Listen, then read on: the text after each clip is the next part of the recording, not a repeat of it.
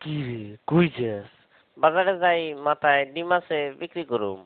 শুনলাম তুই নাকি বলদ, তো বাজারে যায় মাথা ডিম বিক্রি করবি কেমনে? এটা তুই বুঝবি না। তুই অত শুনলাম কম যাস না। আচ্ছা পারলে কত দেখি আমার মাথায় কি আছে, যদি কইতে পারস তো এখান থেকে তোরে আমি 2টা ডিম দেবো। তোর মাথায় আমার মাথা দিয়ে চুলকায়। আচ্ছা কইতাছে একটু সহজ করে দে।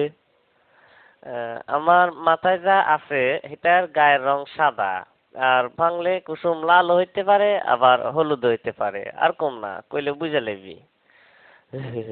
বুঝে গেছি, তোর মাথায় লেম্বু। তুই আসলে একটা বলদ।